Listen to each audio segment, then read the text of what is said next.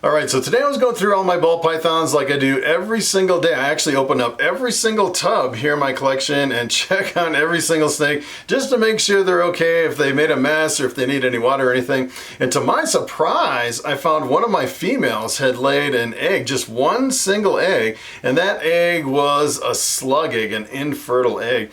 And I thought for sure the end of the ball python egg laying season had already passed, because let me tell you, my incubator is full. As a matter of fact, I had probably my second best year this year. I actually have 86 eggs in the incubator, which is pretty amazing, one of my best years.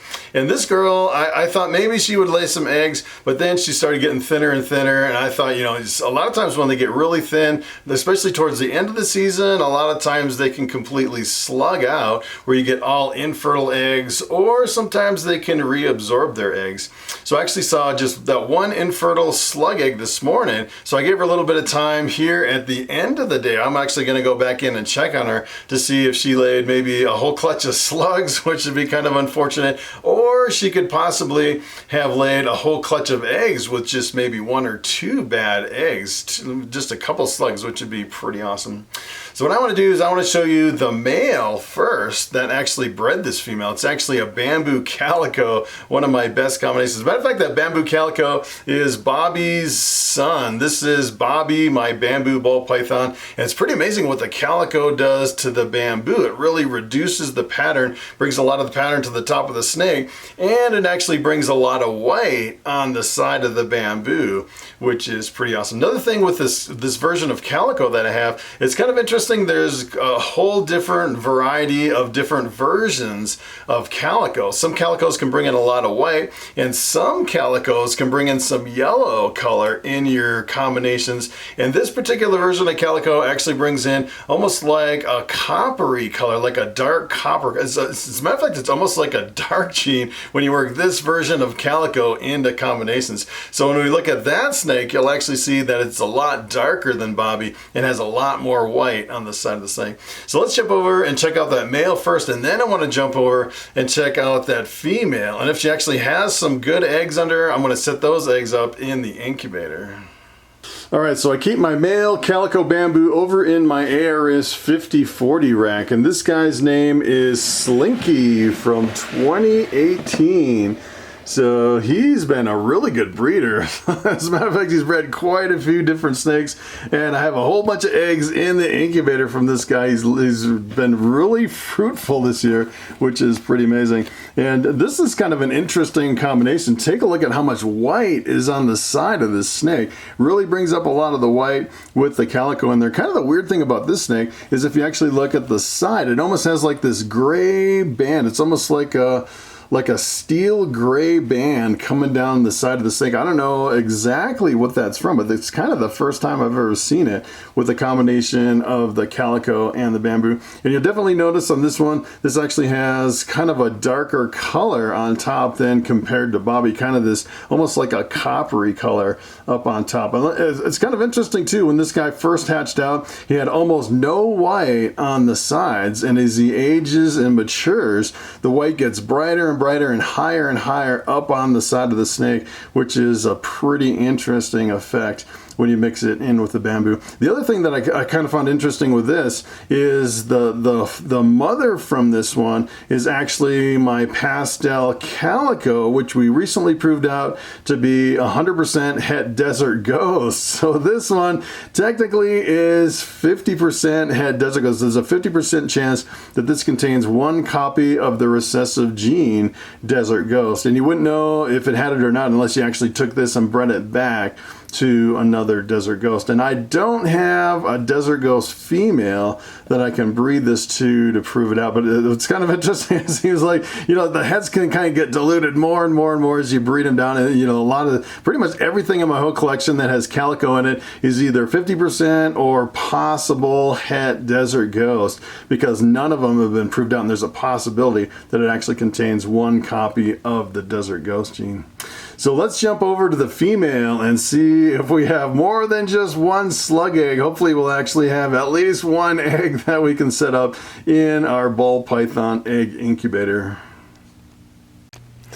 All right, so this girl that laid the one slug egg, she actually lives over here in this ARS 7030 rack. She's actually a pastel pinstripe. Well, her name used to be pastel pinstripe female number 3 because I had several lemon blast females, and we recently named her Beast. And you're probably wondering, hey, how did you actually name all your snakes? So what I actually did is I got name suggestions from people in the comments and then put them all in a jar, and I started naming my hatchlings all your suggested names that people just kind of came up with. And then I thought, you know, since I did all my hatchlings, I might as well just keep going through and name everything else. Pretty much the only one that was named pretty much right from the beginning was Bobby. I think Bobby, this is where Bobby lives. My bamboo ball python that's around my neck at the beginning and end of every video. He actually lives over here in my female rack because he's big enough to be in an ARS 7030. So Bobby's pretty much the first one. As a matter of fact, if you actually look back at some of my first videos, he didn't have a name and he was not friendly at all until I really started working with him maybe about 3 years ago. I started putting them in all my videos. So this is Beast, the pastel pinstripe, and hopefully we'll have more than just one slug egg. In this one, I haven't checked her all day. So we'll take a look at what she has here, and it does not look like she has any more eggs. So that is kind of the weirdest thing that I have ever seen. And the kind of the strange thing too is if you actually look at her, she's not really coiling up. Usually when they're ready to lay eggs, they'll coil up and kind of wrap around in a coil to where they're ready to lay some eggs. So I don't know if she has some, well, I don't know, she actually could have some, she could have some pretty good eggs in there because she does have some pretty good body condition, which is kind of interesting. So we just have one slug egg over here. Take a look at this one. And look what this looks like. This is really weird. It's super hard to, it is like a rock. I can't believe how hard it is. And you can definitely tell it's been in there for a while. I don't know if I just missed it because it was hiding kind of behind the coconut husk, but you can definitely tell it's been in there for a while. It is like super hard. Usually they get harder and harder, these little slug eggs, as they kind of get older. So the kind of the weird thing is usually ball pythons won't lay just one egg. It's usually when they start laying eggs, they usually lay them all at once. And I've only ever seen one of my snakes where it laid one egg and then 5 days later it laid the rest of the eggs.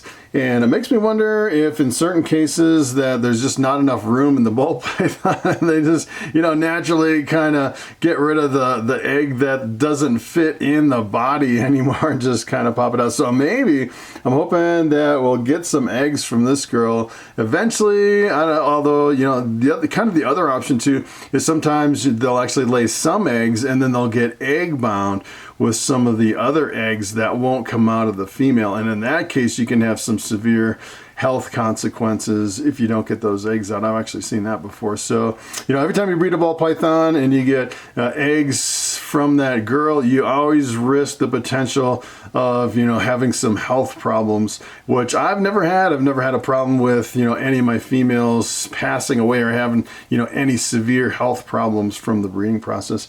But that's pretty much it. I guess we won't be setting up eggs today. We just have this one tiny little egg right here. And I usually just throw these out for the wildlife in the backyard. We have a bunch of foxes and like coyotes and stuff that come by and eat all that kind of random stuff. All my like cracked chicken eggs and all my like infertile snake eggs and stuff like that, I kind of throw it out to the wildlife. And the crows kind of clean it up too. We got a lot of stuff up here in the mountains of Colorado.